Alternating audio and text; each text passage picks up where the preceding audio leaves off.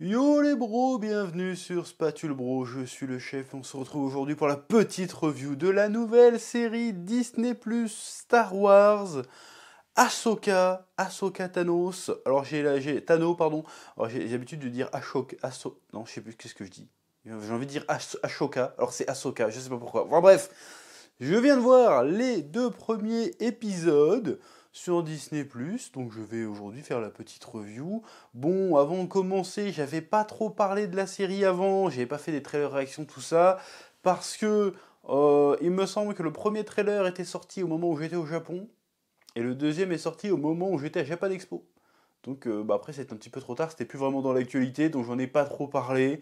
Donc c'était une série que j'attendais au moment où elle a été annoncée, puisqu'elle avait été annoncée dans la foulée, il me semble, hein, si je me souviens bien, dans la foulée de l'apparition du personnage dans la saison 2 de Mandalorian, qui avait fait forte impression d'ailleurs, hein, Rosario Dawson dans la version live action d'Ashoka Tano, qui est un personnage qui est apparu à l'époque dans le film Clone Wars, et ensuite dans la série qui a suivi, donc qui est devenu rapidement un fan favorite, comme on dit, un des persos préférés des fans de l'univers étendu de Star Wars, pour le coup. Mais je sais pas si on peut considérer que ça fait partie de l'univers étendu, je sais pas trop. Mais enfin bref, c'était un spin-off de Star Wars, et donc c'était un personnage qui était donc la padawan d'Anakin Skywalker, qui a déserté l'ordre Jedi avant la revanche des Sith. Donc c'est pour ça qu'on la voit pas dans les films, elle est même pas évoquée, alors qu'en réalité ça crée un peu une incohérence, parce que vu l'importance qu'elle a eue dans la vie d'Anakin et d'Obi-Wan, bon, ça aurait été logique de la mentionner à un moment donné dans les films. Bon, c'est ça, c'est le problème de faire des spin-offs, c'est ça retconne certains événements. Même si dans la dernière saison, parce que j'ai vu que le dernier épisode, en réalité, de la dernière saison de Clone Wars, qui clôture vraiment la série, ils ont bien réussi à rattacher les wagons quand même. Mais bon, voilà. Bon, donc, à la base, j'étais excité parce que ça avait été annoncé dans la foulée de tous les autres projets Star Wars qui allaient suivre avec le Mandalorian. Sauf qu'après on a eu The Book of Boba Fett, c'était horrible. On a eu Obi-Wan, j'ai fait non mais sérieux sans déconner. On a eu Andor, ça va, c'était bien. Et je crois qu'on a eu d'autres choses, mais je me souviens plus ce qu'on a eu d'autres. Bon, et après oui, il y a Mandalorian saison 3 qui était une catastrophe aussi. Donc ma hype pour les projets Star Wars avait grandement, mais alors grandement chuté. Donc je l'attendais plus vraiment, donc je l'ai regardé sans a priori, sans attente particulière, et force est de constater que c'était plutôt pas mal. Oui. Alors, déjà, visuellement, alors ça a été pas mal rayé sur les réseaux sociaux, notamment le réseau du Chétan, Twitter, où on nous avait montré un petit extrait d'un combat de l'épisode 2, et tout le monde disait « Oh, c'est mou, c'est fade, la colorimétrie est dégueulasse. Bon, c'était pas tout à fait faux, mais c'était quand même clairement exagéré. C'était juste un tout petit extrait d'un combat bien plus long que ça, enfin bien plus long, façon de parler. Mais enfin bref, visuellement, en réalité, j'ai trouvé la série plutôt sympathique. Il y a beaucoup de décors différents, il y a beaucoup de visuels, tu vois que c'est très recherché visuellement. J'ai bien aimé, on va dans des vieux temples, on va dans des planètes hyper urbaines et tout, il y a un peu de tout.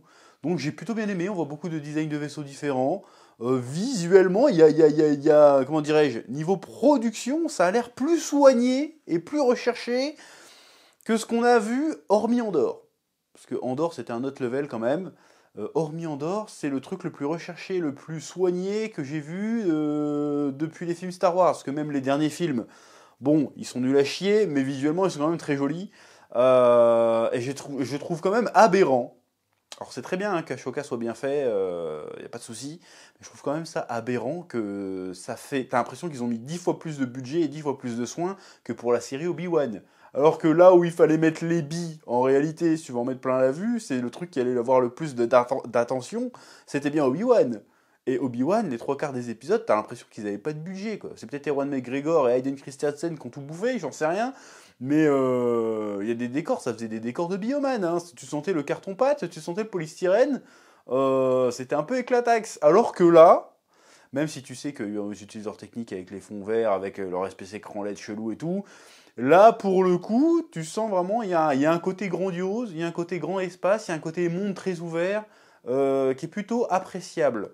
Parce que là, jusqu'à présent, dans les séries Star Wars, même Mandalorian, et c'est triste à dire, t'avais quand même l'impression d'être toujours dans des endroits très clos, très cloisonnés, très petits, on respirait pas trop. Là, alors que Star Wars, c'est quoi Star Wars? Star Wars, c'est les grands étendues, c'est les grands espaces, c'est le voyage, c'est l'horizon à perte de vue. Et ben là, on était dans ce truc-là, visuellement, on était vraiment dans ce délire-là, et c'est un délire qu'on retrouvait aussi évidemment dans la série Clone Wars, que je connais un petit peu, hein, j'ai pas tout vu, mais je connais un petit peu, alors que je ne connais pas vraiment la série Rebels. C'est-à-dire que j'ai déjà vu des vidéos sur le lore Star Wars qui en parlaient, donc je sais à peu près ce qui s'y passe, mais j'ai pas vraiment vu la série en tant que telle. J'avais dû voir les 4-5 premiers épisodes à l'époque, et j'avais vu l'épisode où Darth Maul il va se friter avec Obi-Wan, mais c'est tout ce que j'ai vu.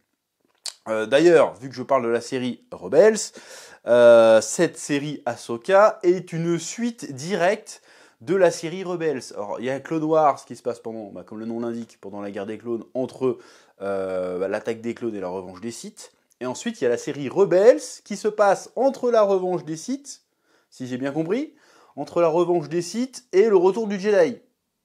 Si je dis pas de conneries.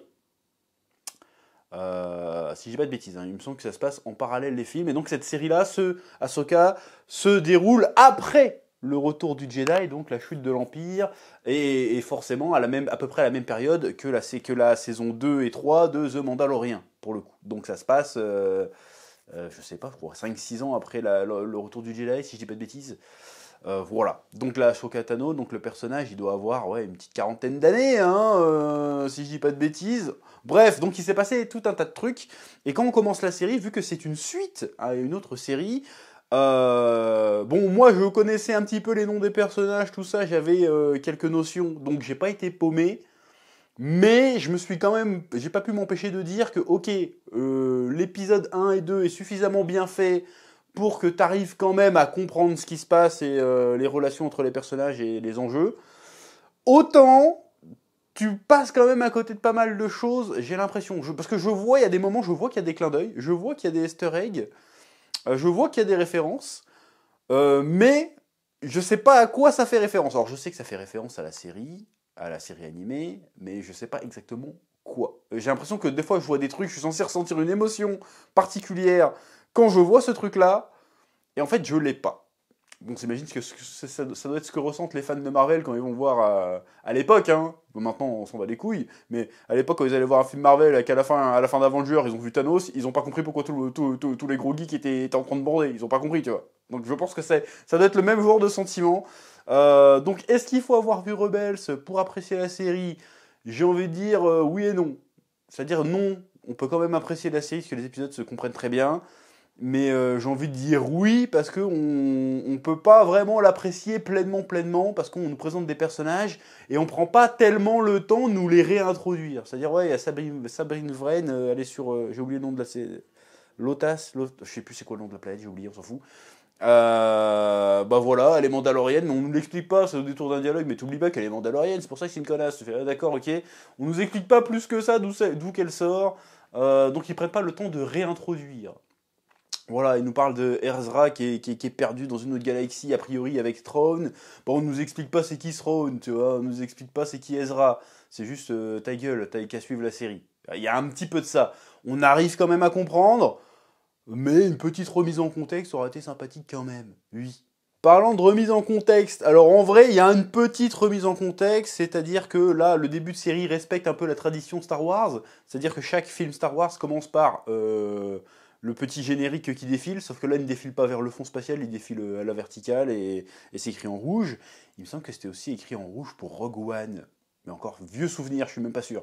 Bref, donc ça nous explique, oui, Ahsoka Tano, l'ancienne Jedi, l'Empire est tombé, elle a capturé une meuf qui a des infos sur Throne, une alliée de Throne, elle lui fait parler, donc elle doit trouver une carte pour essayer de retrouver Throne et retrouver. D'ailleurs, moi j'ai toujours dit Thrawn, en fait c'est Throne apparemment qu'il faut dire, pour essayer de retrouver le Ezra qui aurait disparu avec lui parce qu'il s'était sacrifié pendant une bataille sur la planète, j'ai oublié le nom de la planète, et donc elle essaye de le retrouver et en même temps d'empêcher Throne de revenir pour en fait pour pas qu'il rallume les flammes de ce qui des braises qui restent de l'Empire pour ne pas recréer une guerre au sein de la galaxie.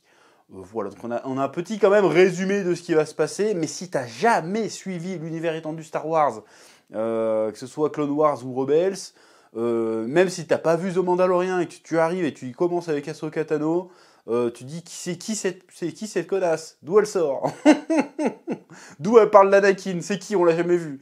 Donc c'est ça qui est un petit peu particulier quand même. Donc ils prennent quand même un risque avec cette série. C'est que tous ceux qui n'ont pas suivi vont être un peu risquent d'être laissés sur le côté. Oui. Bon, mis à part ça, j'aurais aimé te dire que ça fait plaisir de voir les personnages en live action, mais en vrai c'est des personnages que je connais pas plus que ça, donc ça m'a fait ni chaud ni froid de les voir en live action. Par contre, niveau histoire, alors, j'ai trouvé quand même le premier épisode un petit peu lent sa mère. Il y a énormément de silence, énormément de contemplation, énormément... Alors ça peut être bien, hein, des moments contemplatifs, mais là c'est vraiment contemplatif. C'est genre, j'ai eu l'impression, on gagne du temps tard la Toei, tu vois. Dans Toei Animation, tu regardes des épisodes de One Piece, tu vois très bien que les plans c'est fait pour gagner du temps d'antenne, et ceux qui sont là pour être utiles. J'ai eu des sentiments comme ça, surtout au début. Même la course-poursuite, à un moment, ils sont pas placés une course-poursuite où Sabine elle est sur son scooter et puis il y a des mecs de la République qui font hey, t'es convoqué par le sénateur ou le chancelier, je sais pas quoi, pas le chancelier, le gouverneur. Il a fait non, je viendrai pas. Ça dure super longtemps alors qu'on sait très bien qu'elle va passer sous le vaisseau et tout. Pourquoi ça dure aussi longtemps, toi, par exemple? Donc l'histoire, pardon, je m'égare. Donc l'histoire, donc, elle doit, Ahsoka se met en quête d'une carte qui a été fabriquée et qui est détenu dans un ancien temple, un temple antique des sorcières de Dathomir. Alors pareil, les sorcières de Dathomir, je sais à peu près ce que c'est, parce que j'ai regardé des vidéos sur le lore Star Wars et tout.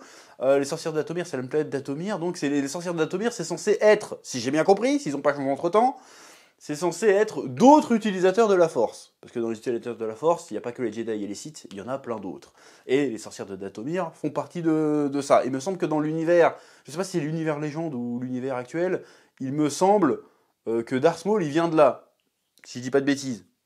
Si je dis pas de bêtises, hein. Si vous êtes des fans de Star Wars, vous me corrigez si je dis de la merde, il n'y a aucun problème, j'arrive avec humblement là-dessus, je suis pas sûr. Donc il y a les sorcières de Dathomir, qui donc sont aussi des utilisateurs de la Force, si je ne dis pas de bêtises, mais différents que les Jedi, c'est-à-dire qu'ils ne font pas les mêmes choses, ils utilisent différemment.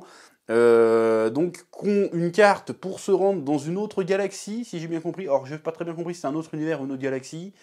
Et donc, il faut qu'elle trouve cette carte et qu'il la débloque. Et là, quand j'ai vu le truc pour la débloquer, donc il y a Ahsoka qui arrive dans le temple, elle fait on sait pas si elle utilise la Force ou quoi que ce soit, mais elle arrive à remettre les trucs dans le bon sens, les piliers, pour faire apparaître la carte. Et une fois qu'elle a la carte, elle n'arrive pas à la déchiffrer. Donc tu te dis, bon, il doit y avoir un bail, faut trouver une clé de cryptage ou quoi que ce soit. Et elle va donner ça à Sabine. Et Sabine, elle réfléchit 3 secondes. Il y a 3 monsieur. Oh, mais c'est la Trinité. Et donc, en fait, elle fait que tourner les parties de la sphère. C'est un Rubik's Cube, en fait. Alors, ça se trouve, elle l'aurait fait au pif. Ça aurait pu marcher. Hop, elle fini le Rubik's Cube. Et du coup, elle a la carte qui apparaît et qui lui dit faut aller dans une autre galaxie. Mais en fait, j'ai pas compris l'intérêt de la carte, parce que la carte, elle montre quoi en fait? Elle montre qu'il faut aller dans une autre galaxie, mais elle te dit où est l'autre galaxie? Parce que même après, plus tard, t'as les espèces de pas Jedi et pas Sith non plus qui arrivent. On sait pas trop ce que c'est au final, parce qu'ils disent nous ne sommes pas des Jedi. J'en reviendrai après, je suis dans le désordre. Sauf qu'à un moment donné, cette carte, ils le voient sur une autre planète, ils posent le truc, et la carte te montre exactement la même chose. Donc j'ai pas compris, ça te montre juste la vraie direction. Il fallait aller sur cette planète pour voir la vraie direction. Donc la carte elle sert à quoi? C'est super compliqué pour rien, j'ai pas compris l'intérêt de cacher ce truc. Tu vois ce que je veux dire? Alors c'est vraiment le côté MacGuffin, course-poursuite, le premier qui doit arriver à ouvrir la porte à gagner. Bon, c'est un truc hyper classique. Pourquoi pas? Mais j'ai l'impression que c'est un peu le sujet de toutes les séries là, ces derniers temps autour de Star Wars. C'est un petit peu relou. Il y avait un délire comme ça dans Obi-Wan aussi, sauf que bon, l'objet, effectivement, c'était Leia, mais il y a le côté, il faut récupérer un truc là-bas avant que les méchants le récupèrent, ou je sais pas quoi. C'est toujours ça, c'est un peu relou. Pareil, Mandalorian, c'était plus ou moins pareil aussi. Ça va quoi.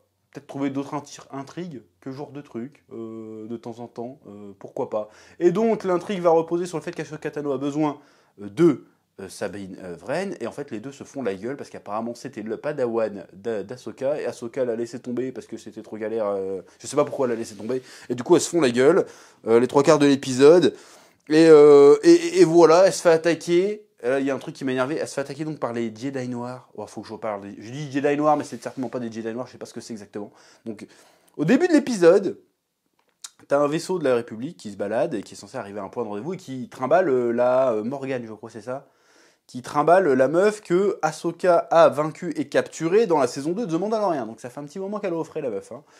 Donc, ils arrivent, et là, il y a un autre vaisseau qui arrive, mais qui n'est pas le vaisseau qu'ils attendaient, et oh, ils ont un code d'utilisation de Jedi.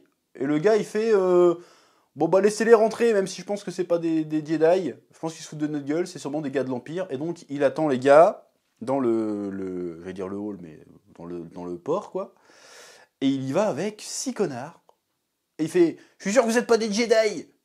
Et l'autre fait, ouais, t'as raison, on n'est pas des Jedi. Et bzzz, il sort les sabres orange et il défonce tout le monde. Donc le gars, il s'est même pas dit dans le doute, ça se trouve, c'est vraiment des Jedi. Ou alors, si c'est pas des Jedi, c'est peut-être des méchants Jedi. Vas-y, on envoie toute l'armada, ou on les laisse pas rentrer, ou on les dégomme. Non, il s'est dit, non, on va y aller avec nos petits pistolets, et puis ça va bien se passer. T'as envie de dire, non, mais c'est quoi ce mongol, quoi? Le gars est trop un mongol. En vrai. Et là, la première scène, elle m'a fait peur. J'ai fait, putain, mais c'est complètement con. J'ai trouvé ça complètement stupide. Alors peut-être que c'est comment, mais j'ai trouvé ça complètement stupide. Ça a failli me sortir de l'épisode. Bon, après, est-ce que ce ne sont pas des Jedi? Donc le gars est un ancien Jedi, Bayan, je crois, un truc comme ça, interprété par Ray Stevenson, qui est mort il n'y a pas très longtemps, hélas. C'est le gars qui a joué dans Thor 2. Et il était aussi dans Punisher Warzone. Très bien, très très Punisher. Nanar au possible, mais Punisher c'est du nanar à la base. Donc il était très bien Punisher Warzone. Bref. Donc on sait pas trop ce que c'est. Apparemment c'est pas des Jedi. Ça a pas l'air d'être des Sith non plus. Déjà Ahsoka en elle-même normalement c'est plus une Jedi. Hein. Normalement elle est à part des chevaliers Jedi. Elle a quitté l'ordre Jedi. Ce n'est plus une Jedi. Donc qu'est-ce que ça va être comment vont-ils se nommer les comment dirais-je les deux qu'on a vus. Hein, parce qu'on sait qu'il y a les inquisiteurs qui sont a priori d'anciens Jedi, mais qui sont pas des Sith non plus. Eux on sait pas trop ce que c'est. D'ailleurs, il y en a un dans la troupe, parce qu'ils sont 3, il y en a un dans la troupe qui a un sabre d'inquisiteur. Donc, d'où il sort, lui, je sais pas. D'ailleurs, ils ont des styles plutôt des styles stylés, j'allais dire. Jean-Michel Vocabulaire. Voilà. J'aime beaucoup le look, le design des personnages et de leur tenue, qui fait un peu antique, mais moderne en même temps. Tu vois ce que je veux dire? Il y a un petit côté sci-fi fantasy que j'aime bien dans le look des armures qu'ils ont, les méchants, on va les appeler comme ça, qui est plutôt stylé, qui rappelle un peu le style qu'avaient les Jedi dans Clone Wars d'ailleurs. Avec des pièces d'armure, des tuniques, du tissu, des petits bijoux en métal et tout, plutôt sympathique. Bon, on sait pas trop ce qu'ils cherchent, on sait pas trop ce qu'ils veulent, mais ils sont plutôt sympathiques. Bon, il y a un autre passage qui m'a fait lever les yeux au ciel et qui a failli me saouler, c'est quand la Sabine, elle fait un duel de sabre contre la meuf, je sais même pas comment elle s'appelle d'ailleurs, contre la padawan du grand là, du Punisher, je vais l'appeler. Elle perd, elle se fait poignarder par le sabre, et en fait, tranquille. Tranquille. Je sais pas qu'est-ce qui se passe depuis quelques années avec Star Wars, mais apparemment, se faire planter par un sabre laser, c'est plus mortel. Là, franchement, Qui-Gon, il doit avoir les boules. Qui-Gon, il doit être là, putain, mais pourquoi je suis mort, là? Parce que Qui-Gon, il s'est pris un coup de sabre dans le bide, hein. L'autre, elle se fait percer, là, genre, plus de poumons, plus rien. Non, c'est bon, t'inquiète, ça passe. Dans Obi-Wan, pareil, ils sont je sais pas combien à se faire poignarder. Il y a le chef des Inquisiteurs, le grand Inquisiteur qui se fait poignarder, qui se fait planter. T'as la Reva, je crois que c'est Reva qu'elle s'appelle. Quel personnage de merde. Il y a la Reva qui se fait planter, ça va, elle se fait planter 2 fois, hein. 2 fois, une fois quand elle est petite par Anakin himself. Anakin arrive, il la plante, l'autre elle survit, tranquille. Elle se refait replanter à la fin d'Obi-Wan. Je crois qu'elle remeurt au final, je dis de la merde. Mais bref, tu te dis, oh, pourquoi c'est plus mortel? L'autre elle se fait planter de part en part. Non, t'inquiète, c'est bon, fais dodo, une nuit de dodo, un dodo, et puis c'est bon. C'est reparti le lendemain, quoi. Je fais, faut arrêter que ça. Hein. Si vous voulez la faire perdre, il y avait d'autres moyens de la faire perdre. Vous voulez la faire mettre KO, ou juste lui couper un bras, j'en sais rien, mais qu'il se passe un truc, pas juste je te plante et tu vas survivre parce que ta gueule c'est magique. Ça, faut arrêter, quoi. S'il vous plaît, hein, c'est bon. Oui. Parce que le pauvre Qui-Gon, il n'était pas aussi blessé que ça, et il est mort. Et en face, c'était Darth Maul. On est bien d'accord. C'était pas random connasse avec une frange. Ok, bon. Puis globalement, les 2 épisodes, c'est un peu la poursuite du MacGuffin suivie d'une petite enquête un petit peu classique. Voilà, on te réintroduit un petit peu, on te réintroduit l'univers, mais pas tellement les personnages, si tu vois ce que je veux dire. Donc voilà, on te fait voir plein de lieux et tout. L'histoire est lancée au bout des 2 premiers épisodes et Sabine rejoint de nouveau Ahsoka pour partir en quête. Voilà, en vrai, c'était plutôt agréable. Les musiques étaient vachement bien, pour le coup. Ça faisait vraiment très très Star Wars, en vrai, ouais. Pour le coup, plus je réfléchis aux épisodes, ça faisait très très Star Wars. Bon, ça manque peut-être un poil, un peu de rythme. Mais ça, c'est parce qu'on est matrixé avec les TikTok, je sais pas, mais je trouve que ça manquait un poil, un peu de rythme. Mais en tout cas, ça se suit très bien. J'ai pas trop levé les yeux au ciel pour une fois avec une série Star Wars. Et franchement, pour l'instant, ça commence bien. Donc, pourvu que ça dure en réalité, j'ai hâte de voir Throne à l'écran, même si on l'avait vu vite fait dans la bande-annonce, mais j'aimerais bien le voir pour de vrai à l'écran, voir ce que ça va donner. Et voilà, en vrai, c'était des épisodes, ma foi, fort sympathiques. J'ai plutôt bien aimé et j'ai grand hâte de voir ce que nous réservent les épisodes à venir. Je crois que c'est une série en 6 ou 8 épisodes, je sais plus trop. On verra bien. Bref, c'est à peu près tout ce que j'ai à dire pour cette fois-ci. Comme d'hab, je vous laisse mettre un petit pouce bleu, un petit commentaire pour le référencement, et je vous dis à très bientôt sur Spatule Bro pour de nouvelles vidéos. Oui.